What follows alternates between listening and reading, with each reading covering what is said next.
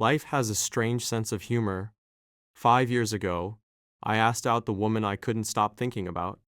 She smiled politely and rejected me in less than 30 seconds. I thought that was the end of the story. I was wrong, because 5 years later, she walked into my office carrying a laptop and a stack of files, then introduced herself as my new boss. My name is Ethan, and those next 6 months taught me more about pride than any relationship ever could. 5 years earlier, I worked at a small marketing agency.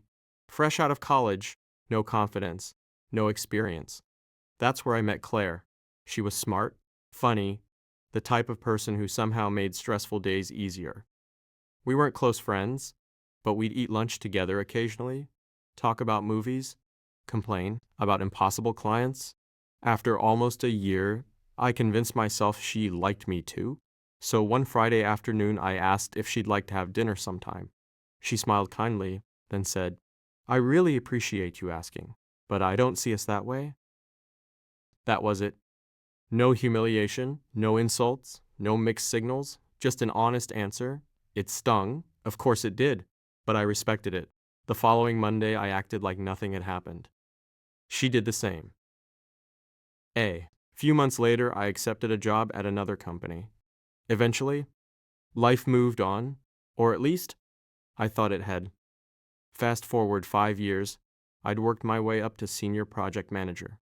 My team handled some of the company's biggest clients. Things were finally going well. Then our department director retired. Rumors about the replacement spread for weeks. Nobody knew who it'd be. Monday morning arrived. The conference room filled. HR introduced our new director. The door opened, and in walked Claire. She recognized me immediately.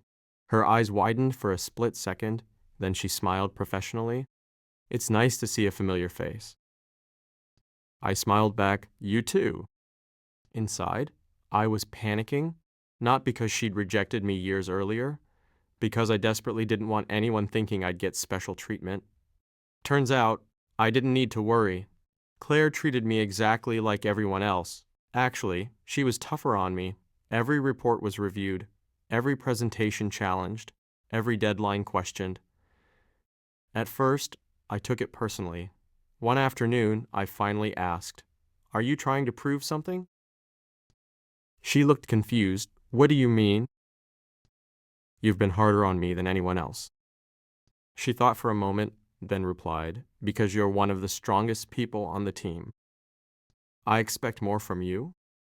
Honestly, that answer annoyed me. It sounded like corporate nonsense, but over time, I realized she meant it. Every criticism made my work better. Every difficult project pushed me further. Within months, our department became the highest performing team in the company. Still, the office loved gossip. Someone eventually discovered we'd worked together years earlier. Suddenly, the rumors started, "He probably got promoted because they dated." They probably still have feelings. I bet that's why she's always talking to him. None of it was true. The whispers became exhausting. Then one afternoon, everything exploded. A coworker jokingly asked Claire during lunch, "So, did you finally give Ethan a chance?" The entire table laughed. Claire looked genuinely confused, then turned toward me. I sighed. "I guess they found out." She smiled awkwardly. "So, you told them?" "I didn't have to." They figured out we knew each other. The room went silent. Claire calmly took a sip of coffee, then said something I'll never forget. "Ethan asked me out years ago." I said no. He accepted it with more maturity than many people twice our age. He's been nothing but professional ever since. If anyone thinks his work has anything to do with me, they clearly haven't seen how hard he works. Nobody spoke, not a single person. The rumors disappeared almost overnight. A few weeks later, Claire called me into her office. She'd accepted an executive position at another company. Her last day was Friday. Before I left, she laughed. "You know, I always wondered if asking you out ruined our friendship." I smiled.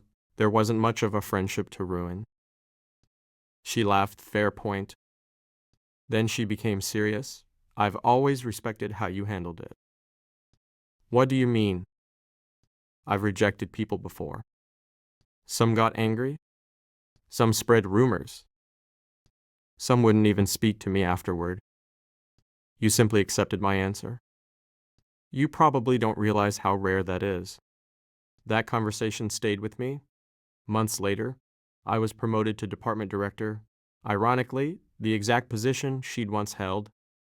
Sometimes I think about how differently that story could have ended. I could have held a grudge, avoided her, made work uncomfortable.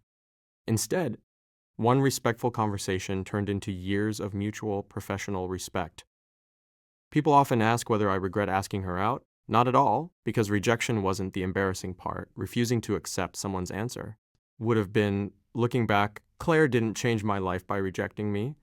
She changed it by reminding me that rejection isn't failure. It's simply information. It tells you where you stand, what you do next. That's the part people remember. The biggest surprise wasn't discovering my old crush had become my boss. It was realizing she'd never judged me for asking. She judged me by how I handled hearing no. And honestly, that's probably how all of us should judge one another, not by whether life goes our way, but by how we behave when it doesn't. If you've ever unexpectedly crossed paths with someone who once rejected you, or someone you once rejected, share your story in the comments below. Sometimes life gives you a second meeting, not for romance, but to show you how much you've both grown.